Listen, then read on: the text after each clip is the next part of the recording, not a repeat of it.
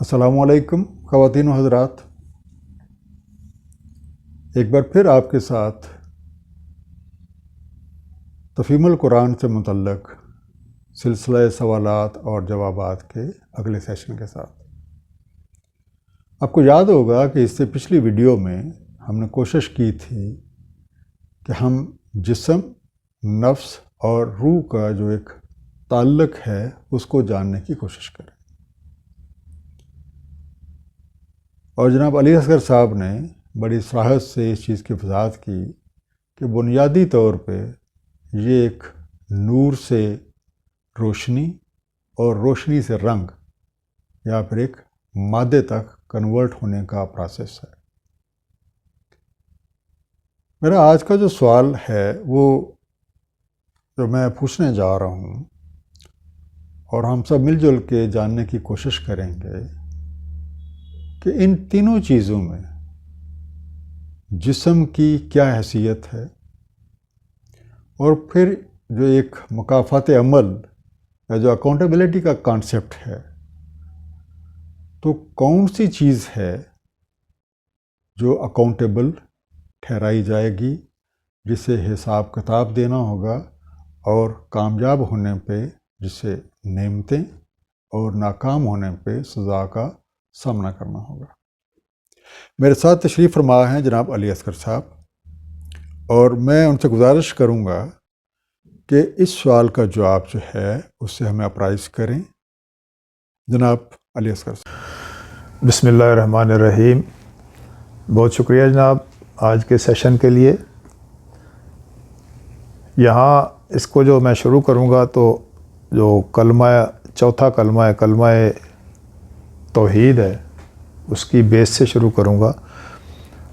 لا الہ الا اللہ وحدہ لا شریک لہ لہ الملک و لہ الحمد یحیی و یمیت وہو علی کل شیء قدیر۔ اللہ تعالیٰ ذات مطلق، مالک و خالق اور کلی اختیار اس کے پاس۔ تو ہم پچھلے سیشن میں بات کر چکے تھے کہ نور سے رنگ تک یا مادے تک کی جو کنورشن ہے اس کی بیس یہ تھی کہ اللہ تعالیٰ نے چاہا کہ میں پہچانا جاؤں۔ تو ہم یہاں کہیں گے کہ وحدت نے کثرت کے روپ میں سامنے آنا چاہا۔ اب کثرت تخلیق اور مخلوق کا سسٹم ہے، اور اس کی اصل وہ وحدت ہے جسے ہم نور کہہ سکتے ہیں، تجلی کہہ سکتے ہیں، اللہ تعالیٰ کی ذات کہہ سکتے ہیں۔ تو جب ہم اس کی تفہیم کی طرف واپس جاتے ہیں اور اس کو جاننے کی کوشش کرتے ہیں تو سورہ الفرقان کی دوسری آیت میں اللہ تعالیٰ کا یہ ارشاد موجود ہے، وَخَلَقَ كُلَّ شَيْءٍ فَقَدَّرَهُ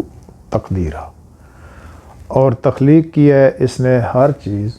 معین مقداروں سے۔ اب یہ جو معین مقداروں کا تعلق ہے، اس مقداروں کے تغیر سے یا رد و بدل سے ان کی کوانٹیٹیز کو کم یا زیادہ کر کے تخلیقات میں مخلوق کے بہت سارا جو سسٹم ہے یہ بنایا گیا۔ اس کی ہم مثال یوں لے سکتے ہیں کہ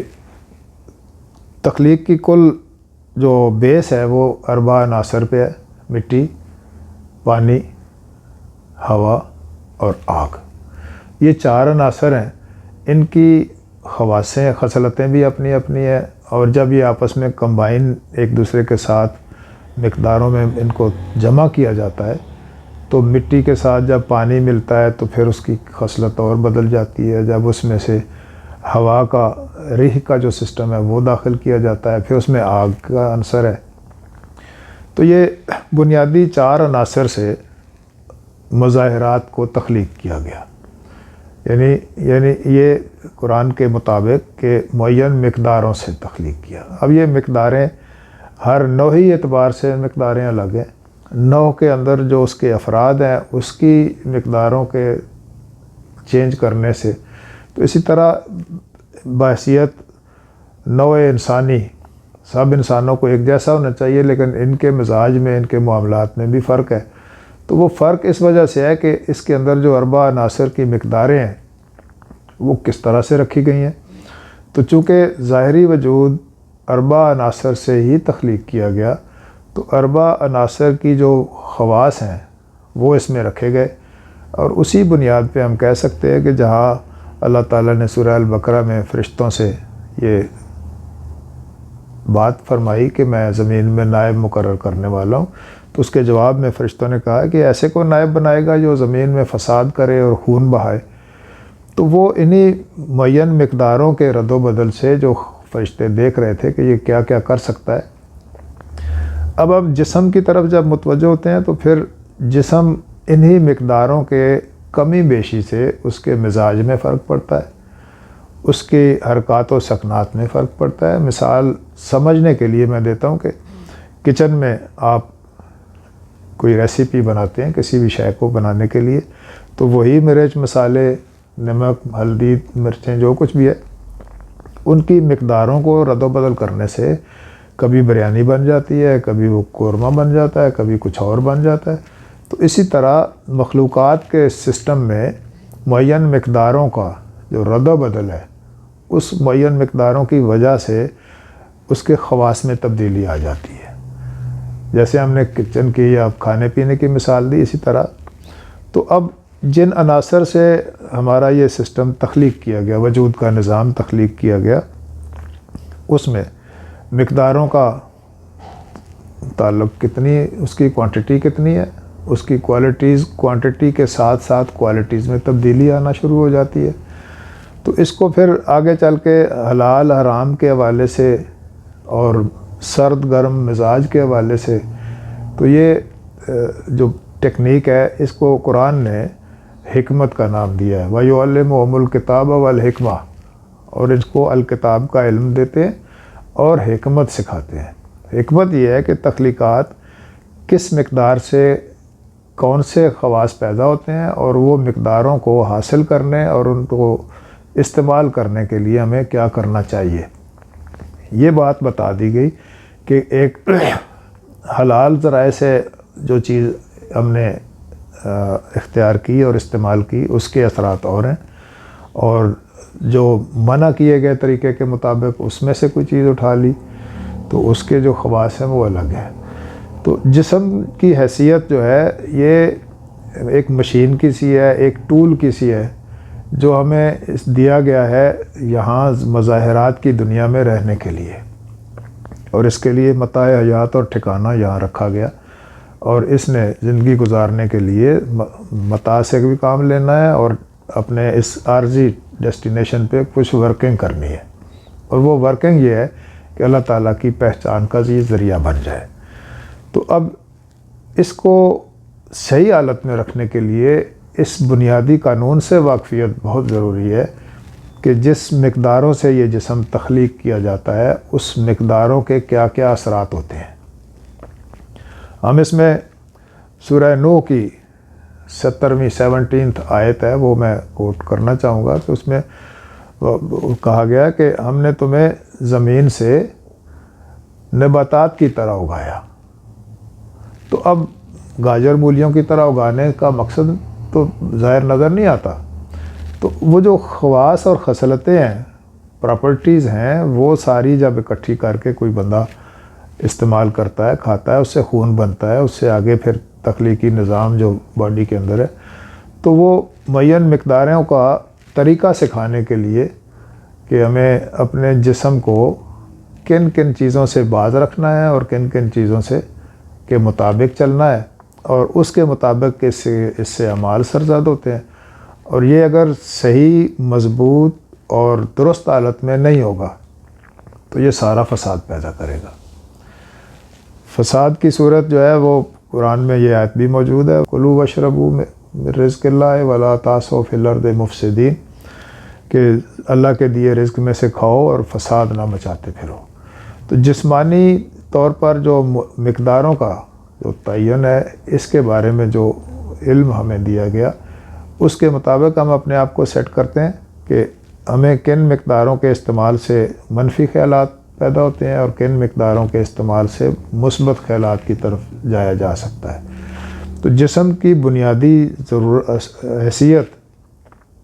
بہت زیادہ اہم ہے کہ سارے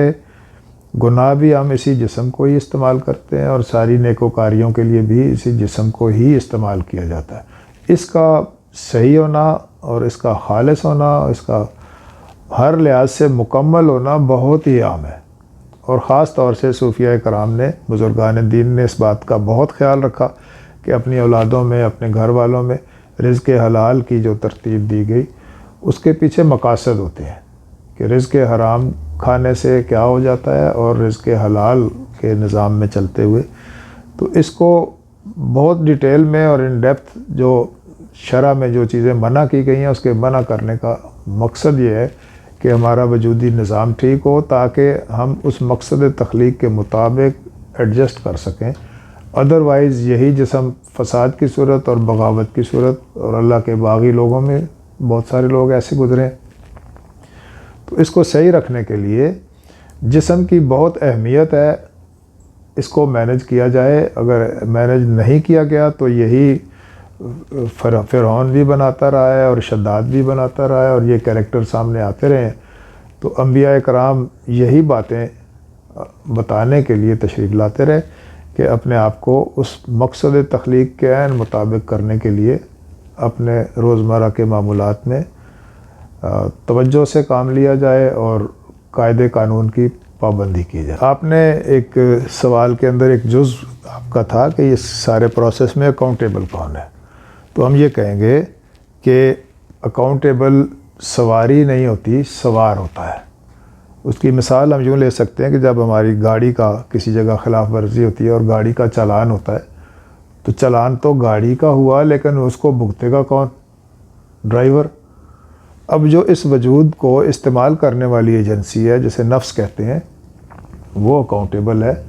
اور اگر اس کو سواری ہی غلط دی گئی، گاڑی کے بریک ہی فیل ہیں، تو وہ آگے چل کے کیا ہے، تو وہ اس نفس کے اوپر یہ ذمہ داری ہے کہ وہ اپنے سسٹم کو، اپنی سواری کو ٹھیک کرے اور صحیح سواری لے کے چلے۔